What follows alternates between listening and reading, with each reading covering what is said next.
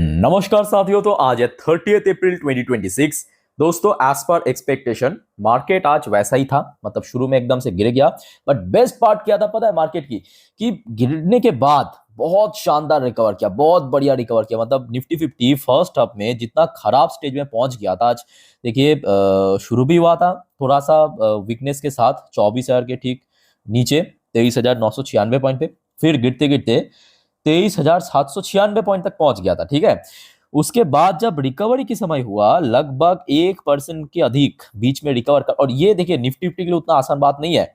ये अगर US market होता तो अलग बात है, अगर जापानीज मार्केट होता तो अलग बात है, क्योंकि वहां पे रेंज काफी ब्रॉड होता है। ठीक है, बट इंडियन मार्केट में अगर आप देखेंगे 1% 1.5% की रिकवरी ये आम बात नहीं है। उसके बाद मार्केट बहुत सॉलिड रिकवर किया। अच्छा दोस्तों, जो गिरावट के पीछे रीजन था ना शुरू में, रिकवरी के पीछे रीजन भी सेम है। मतलब एक ही कारणवश मार्केट शुरू में गिरा था, उसके बाद रिकवर किया। आगे हम चर्चा करेंगे उस बारे में।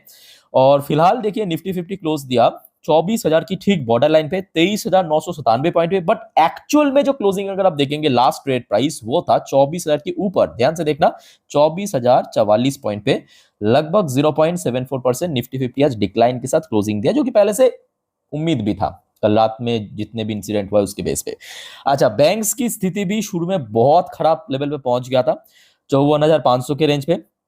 उसके बाद आपके निफ्टी 50 के साथ बैंक निफ्टी भी बहुत बढ़िया रिकवर किया, 1% के आसपास रिकवर बैंक निफ्टी भी कर चुका। बट बैंक निफ्टी के लिए बात यह है कि बैंक निफ्टी आज लेवल ब्रेक कर दिया। मतलब बैंक निफ्टी के लिए जो 55,000 की क्रूशियल लेवल था उसको आज ब्रेक करके 0.98% नीचे आके बैंक निफ्टी क्लोजिंग दिया। और दोस्तों देखिए, मुझे नहीं लग रहा कि आज आपके पोर्टफोलियो बहुत ज्यादा गिरा है, कमेंट करके बताइए। बट हाँ, अगर आपके पास वेदांता की शेयर है तो आई होप कि आपकी पोर्टफोलियो गिरा होगा, बट वो टेम्पोररी बेसिस पे, क्योंकि ऑलरेडी मैं आपको समझा चुका हूँ कि वेदांता में आज जो सेटलमेंट होगा डीमर्जर की। ठीक है, अच्छा एमएनसी सेक्टर 0.91% गिरा, सीडीटीवाई सेक्टर 1% की अधिक गिरा। मेटल सेक्टर में देखिए, मेटल सेक्टर में एक्चुअली गिरावट नहीं था, वही आपके वेदांता की सेटलमेंट यहाँ पे भी इम्पैक्ट पड़ा है। ठीक है, वो तो मेटल की पार्ट है। अच्छा, पीएसयू बैंक 1.68% ड्रॉप हुआ, पीएससी सेक्टर भी थोड़ा बहुत नीचे था, फार्मास्यूटिकल सेक्टर थोड़ा ग्रीन पे था, मतलब kind of flat. Media sector, reality sector, service sector, financial service sector, CPU sector गिरावट तो हुआ है, बट बाद में रिकवर भी हुआ। आईटी सेक्टर आज फर्स्ट हाफ में नेगेटिव में था, आईटी सेक्टर फर्स्ट हाफ में नेगेटिव में था, सेकेंड हाफ में आज ग्रीन में हुआ, खास करके बड़े आईटी जैसे कि इन्फोसिस, एचसीएल, टीसीएस, विप्रो। अच्छा, एफएमसी सेक्टर में आज काफी डिक्लाइन देखने को मिला, ऑटो सेक्टर भी वीक था। Consumption sector, bank Nifty, energy sector, oil and gas sector mostly आज नेगेटिव में जरूर था, बट सेकेंड हाफ में काफी हद तक रिकवर किया है। अच्छा, कौन कौन सी रीजन के कारण मार्केट आज शुरू में गिरा था उसके बाद रिकवर किया, मतलब एक ही रीजन है। पहले आप यहाँ पे इंडेक्स चेक कीजिए। जैसे क्या था, कल रात में हमने देखा था एफएमसी मीटिंग का आउटकम था, एफएमसी मीटिंग आउटकम जो कि एक्सपेक्टेशन था इस बार भी आपके इकोनॉमी के बेस पे कोई भी रेट कट नहीं होगा, तो वैसा ही हुआ। मार्केट जिस बेस आप देख सकते हो कोई बहुत बड़ा रिएक्शन नहीं किया, मतलब डॉ जोन्स हल्का फुल्का नीचे क्लोजिंग दिया। बट आज दोस्तों सुबह से डॉ जोन्स की जो फ्यूचर था ना वो बहुत नेगेटिव में था। नोट करना, जब इवन मैं आपको मेरे इंस्टाग्राम स्टोरी में भी दे चुका हूं, आई होप कि आप लोगों ने देखते हो रोज। अगर नहीं देखते हो तो एक बार चेकआउट करके आना, मतलब रोज ही मैं दे देता हूँ, लिंक आपको नीचे मिल जाएगा मेरे इंस्टाग्राम स्टोरी की। ठीक है, अच्छा तो यहाँ पे आप देखेंगे कि डॉ जोन्स की पोजीशन, मतलब जो फ्यूचर है सुबह इतना नीचे था, उसके बाद कुछ तो ऐसा हुआ होगा एकदम से फ्यूचर भी राइज मतलब यहाँ पे रेज हुआ है। सेम चीज अगर आप देखेंगे नैस्डैक की फ्यूचर के साथ, ध्यान से नोट करना, सुबह ओपन हुआ था यहाँ पे नीचे नीचे नेगेटिव में।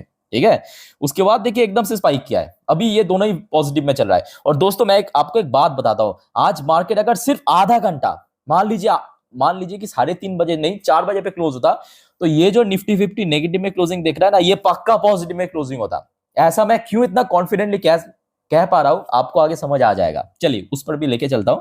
आइए सबसे पहले देख लेते हैं कि एशियन मार्केट की हाल क्या था।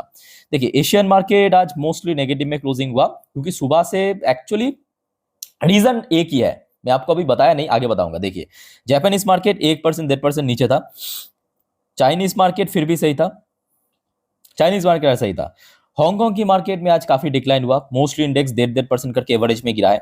साउथ कोरियन मार्केट भी आज बहुत नेगेटिव में क्लोजिंग दिया, साउथ कोरिया की कॉस्डैक्स, केआरएक्स, कॉस्पी की सारे जो इंडाइसेस है सब 1.5% 2% नीचे। इंडियन मार्केट में भी same to same.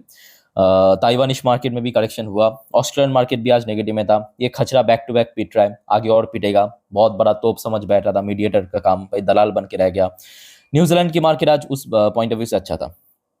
Malaysian market थोड़ा फ्लैट था। इंडोनेशियन मार्केट आज काफी पीटा 2% के ऊपर। सिंगापुर मार्केट आज बढ़िया था। थाई मार्केट आज थोड़ा फ्लैट था। ठीक है, अच्छा ये जो सारे जो चेंजेस मार्केट में, डिक्लाइन, सुबह में इतना गिरावट, फिर रिकवर हुआ, क्यों पता है?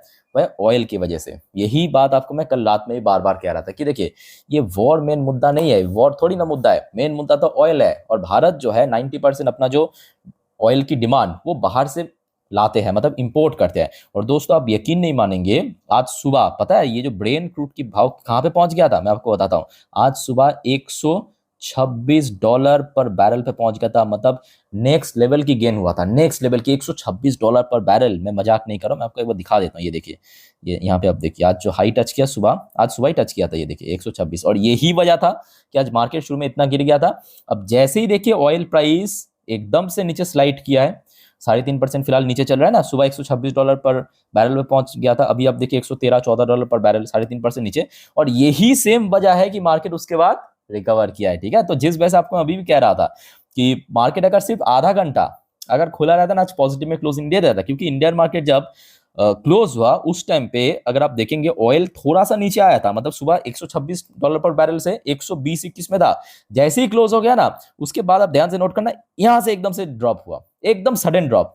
ध्यान से देखना, 121 के बाद देखिए $121 पर बैरल दिख रहा है साहब, ठीक आधे घंटे में यहां पे पहुंच गया नीचे, एकदम स्लाइड करके $116 पर बैरल। तो जिस वजह से अगर आधा घंटा अगर और मिल जाता ना आज मार्केट को, पॉजिटिव में भी क्लोजिंग दे सकता था। ठीक है, और मेन जो आज रीजन है यही एक ही है। ठीक है, और देखिए ऑयल प्राइस क्यों इतना बढ़ा, क्यों नीचे ड्रॉप हुआ, उसके पीछे रीजन देखिए सिंपल, मिडिल ईस्ट में टेंशन। जब जब जैसे जैसा खबर आ रहा है उस हिसाब से ऑयल भी रिएक्ट कर रहा है। ठीक है, अच्छा गोल्ड भी आप देखिए सुबह में बहुत नीचे था। अभी देखिए जो आपको मैं लास्ट डे भी कहा था कि ऑयल के साथ गोल्ड के ठीक ऑपोजिट रिलेशन।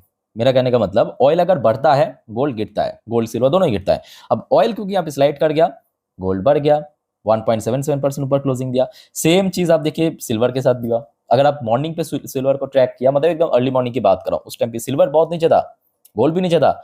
जैसे ऑयल प्राइस गिरा है, सिल्वर एंड गोल्ड बढ़ गया।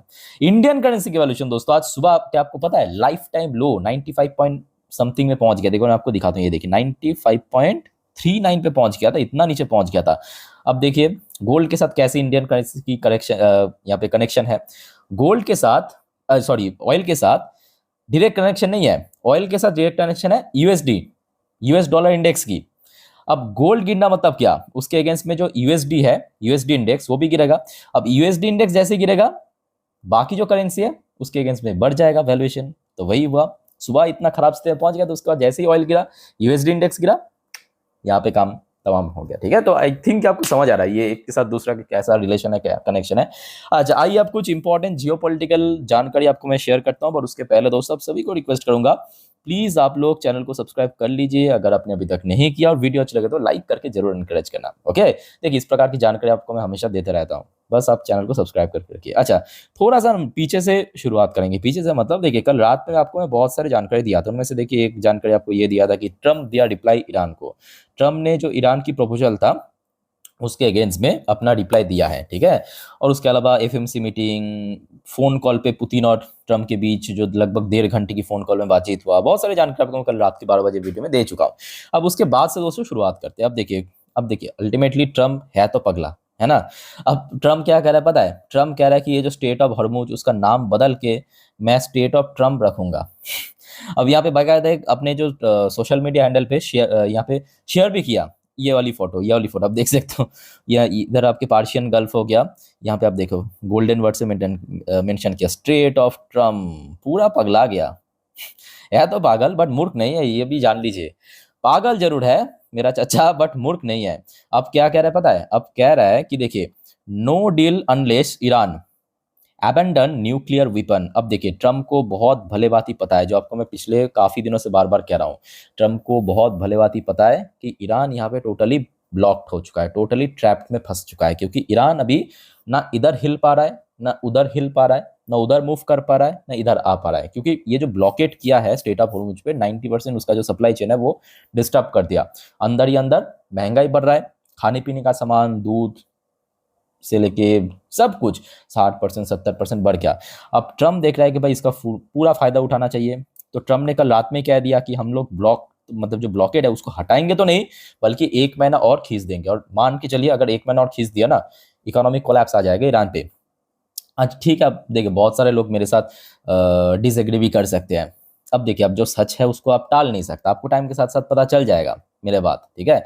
तो अब क्या कह रहा है देखिए, president Donald Trump on Wednesday issued a stark ultimatum to Iran. अब ट्रम्प चाह रहा है कि ये ब्लॉकेट को, मतलब ये ब्लॉकेट की फायदा उठाते हुए जो चाहते हैं यूएस, मतलब यूएस की जो डिमांड है उसको फुलफिल करना, declaring that the United States will never strike a deal with Tehran unless it fully abandon its nuclear weapon programme. तो यूएस अब ये चाहते हैं कि ईरान जो है अपना टोटली जो न्यूक्लियर प्रोग्राम उसको रिमूव कर दे या हटा दे, मतलब फ्यूचर में कभी न्यूक्लियर प्रोग्राम करेगा ही नहीं, ये चाहते हैं। अब उसके अगेंस्ट में ईरान से भी जवाब आना था, जवाब आ चुका है। जवाब आया है ईरान की जो नई चुने हुए सुप्रीम लीडर मुज्तबा खेमेनी की तरफ से। अब खेमेनी साहब क्या कह रहे हैं देखिए, ईरान खेमेनी वो to protect nuclear missile capabilities. तो इन्होंने अपने जो अपने देश की हित के लिए कहा कि नहीं, हम ऐसा नहीं करेंगे, हम तो न्यूक्लियर जो कैपेबिलिटीज एक देश वो बन के रहेंगे। अच्छा, मैं आपको थोड़ा सा आर्टिकल पढ़ के सुना देता हूँ तो यहाँ पे आपको बेटर समझ आएगा। देखिए अब क्या कह रहा है, Iran supreme leader Mojtaba Khamenei on Thursday, Thursday मतलब उनके हिसाब से थर्सडे, मतलब ईरान के हिसाब से Thursday, said the Islamic Republic will fine firmly protect it's nuclear and missile capabilities. जो एक्चुअली यूएस चाहते हैं इस प्रोग्राम से बाहर आ जाना, कहा कि नहीं, describing them as national assets even as US President Trump push for a deal aimed at curbing Iran strategy program।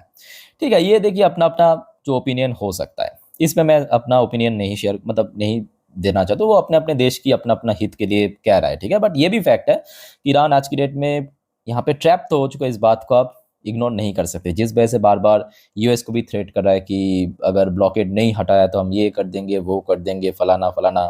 But ऐसा दोस्तों होने वाला नहीं है, ठीक है। अभी टोटल सप्लाई चेन डिस्टर्ब हो चुका, अब देखना होगा ईरान यहाँ पे कैसा चीज़ों के साथ डील करते हैं। बट ईरान ने दोस्तों एक अच्छी बात किया जो कि भारत के लिए अच्छी है। अब देखिए, ईरान कह रहा है कि जो चाबार पोर्ट है, भारत चाबार पोर्ट को यूज करते हैं, मतलब ये मत समझना कि चाबार पोर्ट फ्री में देता है, वहां पे भारत पैसा देता है ईरान को, व्यापारिक समझौता है बेसिकली, ठीक है। मतलब जो भारत की सामान इंपोर्ट एक्सपोर्ट ट्रेड होता है उस पर्पस चाबार पोर्ट एक टाइप का कह सकते हो कि रेंट पे है, भारत रेंट पे लिया है, ठीक है। Chabahar progressing despite sanction, no carbon Indian ship in Hormuz. तो भारत ने ईरान ने कहा कि कोई भी इंडियन जो शिप है उसको हम हॉर्मुज पे रोकेंगे नहीं, और यहाँ पे जो चाबार पोर्ट है उसको लेके हम काफ़ी प्रोग्रेस भी कर चुके हैं, मतलब क्योंकि अभी आप समझ पा रहे हो कि माहौल उतना बढ़िया नहीं है, ठीक है। तो कुल मिला के ठीक है, मैं कहूँगा भारत के लिए उतना खराब स्थिति नहीं है। बट ये ऑयल प्राइस जो बार बार फ्लक्चुएट कर रहा है, कभी ऊपर की तरफ बढ़ रहा है, कल रात में ही हमने देखा था 7% बढ़ गया था, यहाँ पे आप देख सकते हो कितना तेजी से बढ़ गया था। आज सुबह $126 $25 पर बैरल पे। तो ये कहीं ना कहीं एक्चुअली देखा जाए कि महंगाई को बढ़ा सकता है, जिस वजह से आपको अल्टीमेटली डायरेक्टली हो या इनडायरेक्टली हो मेजरली सेक्टर में इम्पैक्ट तो पड़ेगा, इतना तो तय है, ठीक है। तो फिलहाल माहौल इस प्रकार की है। अब देखिए अगले 3 दिन मार्केट क्लोज रहेगा, Friday Saturday Sunday. So let's see किस तरफ जाते हैं, उसके बाद देखा जाएगा। तो जो भी अपडेट आएगा दोस्तों मैं आपको शेयर कर दूंगा, डोंट वरी। बस आप चैनल को सब्सक्राइब करके रखो, और कोई आपका कंफ्यूजन डाउट है कमेंट बॉक्स में पूछिए कमेंट करके। तो इस वीडियो को वाइंड अप करता हूँ। टेक केयर, बाय बाय, जय हिंद।